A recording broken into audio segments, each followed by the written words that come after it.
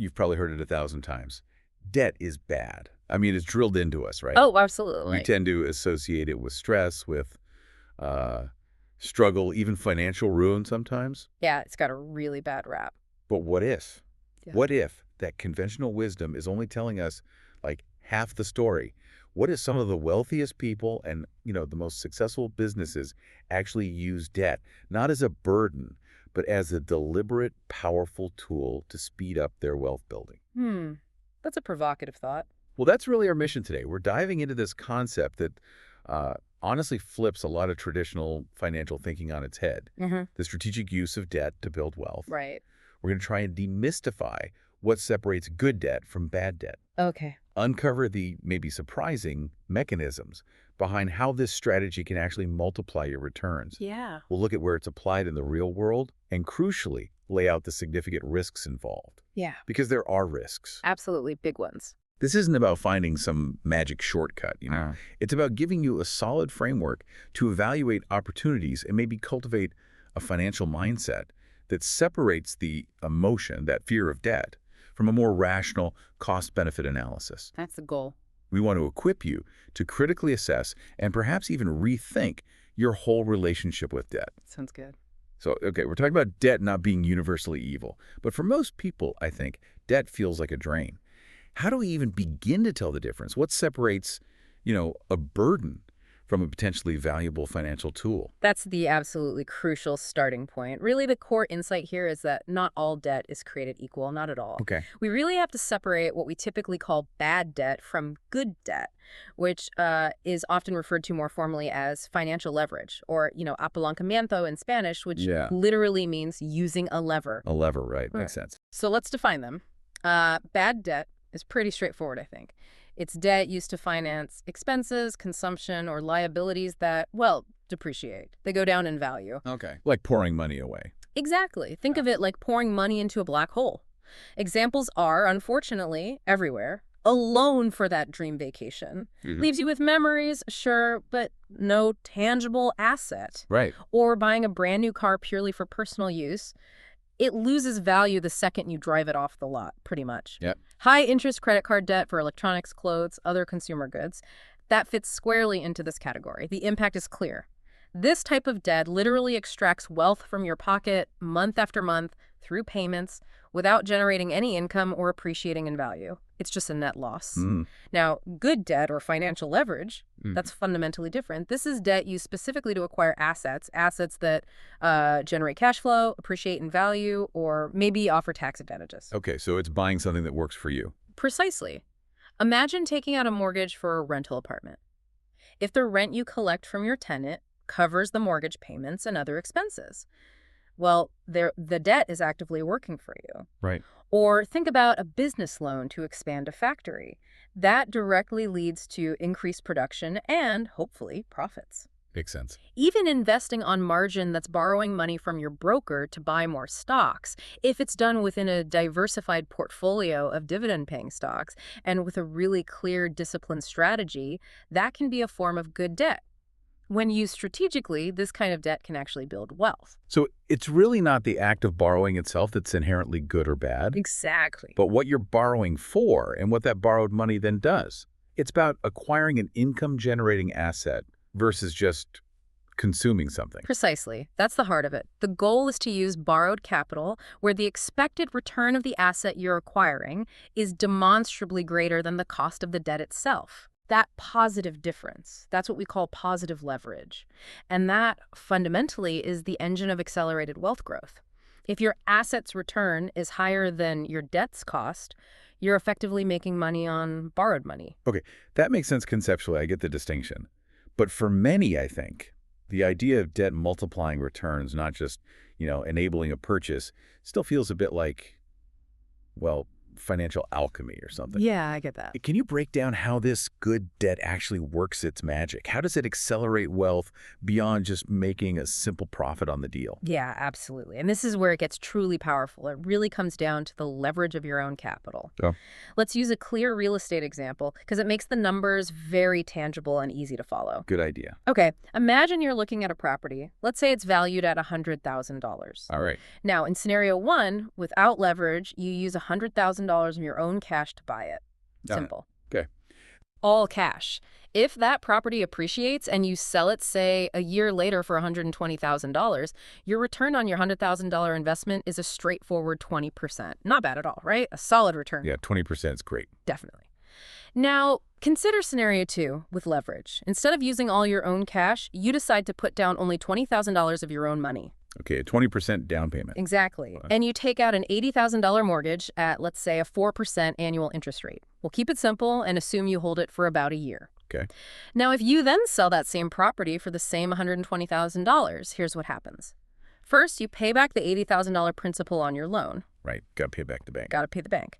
Then you pay the interest for that year, which at 4% on 80K is about $3,200. Okay. So from your $120,000 sale price, you subtract the $80,000 principal and the $3,200 interest. You're left with $36,800. Right. Now here's the critical insight. Your initial investment, the cash out of your pocket, was only $20,000. Right. Your net gain after paying back the loan and interest is $16,800. $36,800 minus your initial $20,000. Okay. So your return on your own capital in this leverage scenario isn't 20%. It's an astounding 84%. Whoa. Okay, 84%. $16,800 gain divided by your $20,000 initial investment. The leverage didn't just help you buy the property. It dramatically multiplied your performance on the money you actually put in. That 84% versus 20% is genuinely eye-opening. It completely reframes the potential, doesn't it? It really does. It's not just getting your money back with a bit extra. No. It's fundamentally changing the scale of your returns on your invested cash. So beyond that direct multiplication, which is huge, what other forces are at play that make this strategy so powerful? Excellent question, because there are a couple of other really powerful economic mechanisms that contribute significantly. Okay. First, there's the effect of inflation. This is a big one, especially with long-term debt. When you take on fixed-rate debt, like a typical 30-year fixed mortgage, You're committing to pay back a set amount of money over a very long period. But due to inflation, the money you pay back in year 20 or year 30 will have less real purchasing power than the money you borrowed today. okay, so you're paying with cheaper dollars down the line. Exactly. You're effectively paying with cheaper money. Simultaneously, the asset you purchased with that debt, again, let's stick with real estate, typically appreciates in nominal value over time, often keeping pace with or even exceeding inflation. So you can potentially get a double benefit. Your debt's real value erodes due to inflation, while your asset's nominal value grows. Nice hedge. That's clever. Okay, what's the other one? The second key mechanism involves tax advantages, specifically things like interest deductions. In many countries, the interest you pay on debts that are directly linked to investments or business activities is tax deductible. Right, like mortgage interest on a rental property. Precisely. Or interest on a business loan. This effectively reduces the true cost of your debt. For example, if you're in, say, a 30% tax bracket and you pay $10,000 in interest on an investment loan during the year, Okay. that deduction could save you $3,000 in taxes, $10,000 by 30%.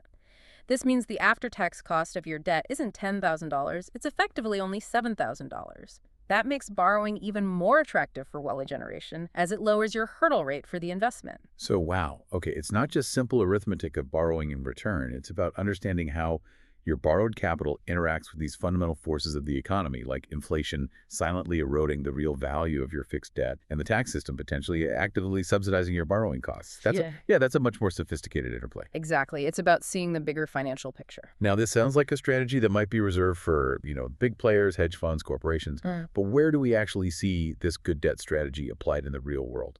Maybe beyond just theoretical examples, by everyday investors or businesses.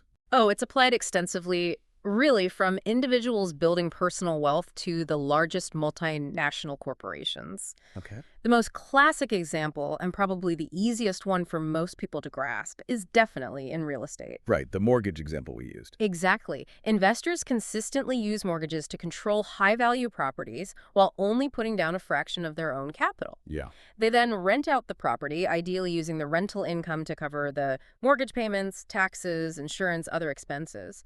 But the real wealth generation often comes from benefiting from the long-term appreciation of the entire asset's value, Not just the portion they directly paid for with their down payment. It's how many individuals build significant property portfolios over time, using leverage from one property to help acquire the next. Okay, so real estate is key. Where else? Well, beyond real estate, businesses and entrepreneurship are absolutely prime examples. It's almost a fundamental truth that no large company or even a rapidly growing startup is built solely on the founder's initial capital. It just doesn't happen at scale. Right, they need funding. Exactly. Businesses routinely use things like lines of credit, commercial loans. They might even issue bonds, which is another form of debt, to fund critical activities. Think research and development, expanding into new markets, maybe strategic acquisitions of other companies. Okay. This use of debt enables much, much faster growth than would ever be possible by just reinvesting profits alone. Imagine a company trying to build a massive new factory entirely from its retained earnings. I mean, it could take decades. Yeah, way too slow. With a loan, they can build it now, start producing, and generate profits much sooner, paying back the loan from those new profits. Makes sense. Any other major areas? And then, of course, in the capital markets, you mentioned hedge funds earlier. Institutional investors, hedge funds, even sophisticated individual traders employ leverage quite often. How do they do that? They might use sophisticated instruments like derivatives, contracts, options, futures, things like that, whose value is derived from an underlying asset like a stock or commodity, or they simply buy securities on margin, borrowing from their broker. This allows them to control a much larger position in the market with a smaller amount of their own capital, which significantly boosts potential gains. Of course. It boosts potential losses too, right? Exactly. It comes with significantly magnified risks as well, which is critical to remember. So, okay, it sounds like this isn't this niche secret just for the ultra-rich. It seems like it's a foundational principle in almost every sector of wealth creation and business growth. Yeah. It's really pervasive once you start looking for it. It really is. It's a fundamental tool for scaling. Now, this all sounds incredibly powerful, almost transformative in its potential, like that 84% return example. But, as you just hinted, and as with any potent financial tool, there have got to be significant risks. You mentioned magnified risks earlier. What are the critical warnings we absolutely must consider before anyone even thinks about employing this kind of strategy? Because it's clearly not for the saint of heart or the unprepared. Yeah, and this is where we need to be incredibly sober and realistic. This isn't free money. The absolutely critical point, the one takeaway, if you remember nothing else about the risks, is that while leverage amplifies gains, it equally amplifies losses. The double-edged sword. It is truly a double-edged sword, and understanding its sharp edges is paramount before you even consider picking it up. Okay, so what's the first edge? The first, and maybe the most direct, is leverage risk itself. Just as it magnifies profits on the way up, it magnifies losses on the way down. If the value of the asset you've leveraged, say, that rental property or those stocks bought on margin, falls significantly, especially if it falls below the amount of debt you owe on it, you can end up underwater. That means the value of your asset is now less than the debt secured by it. You have negative equity. That sounds bad. It is. In the worst case, this can potentially lead to financial ruin or even bankruptcy if you can't cover the shortfall or make the payments. Think back to the housing crisis of 2008. Millions of homeowners found themselves in exactly this devastating position. Right. A painful reminder. What else? Then there's liquidity risk and cash flow risk. Debt requires regular payments, usually monthly payments of both interest and principal. Yep. Bills come due? Bills come due. If the asset you invested in doesn't generate sufficient cash flow to cover those payments, maybe your rental tenant stops paying rent and you have a vacancy, or your business faces an unexpected downturn in sales, you could default on your loan. And this can happen even if the asset itself is fundamentally solid in the long term. If you don't have the cash flow to service the debt now, you're in trouble. It's like owning a valuable painting but having no money to pay your electricity bill. The long-term value doesn't help with the immediate need. That's a great analogy. Okay, what other risks? We also really can't ignore the increased financial and, frankly, emotional stress. Even good debt, strategically used, still comes with obligations and responsibilities. Managing those commitments, worrying about payments, tracking the asset's performance, it can be a significant source of stress. Yeah, I can imagine. Especially during economic crises or recessions when market conditions become unpredictable and volatile. It really takes a certain temperament, a certain discipline, and a tolerance for uncertainty to handle that pressure. You genuinely need to be able to sleep at night. That's a really important human element. Absolutely. Furthermore, the success of this whole strategy has a strong dependence on external economic conditions. Factors completely outside of your control, like interest rates, particularly if you have variable rate debt. Right, that can change. The overall health of the market you're invested in, inflation rates, they all play a critical role. An unexpected sharp rise in interest rates, for instance, can quickly turn what was positive leverage into negative leverage. Suddenly, the cost of your debt exceeds the returns from your asset, Ouch. and that can happen very quickly, sometimes without much warning, and it can significantly impact your bottom line, your cash flow, everything. So you're exposed to bigger market forces. Much more exposed. And all of this really leads to one crucial overarching warning. This is not a strategy for beginners.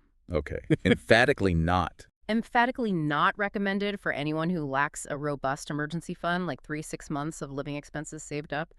Not for anyone who is already burdened with bad debt, like high interest credit card balances. Pay those off first. And certainly not for anyone who doesn't possess fundamental financial knowledge. Right. Education first. Absolutely. The critical first steps for anyone even considering this path are always: 1, pay off your bad debt.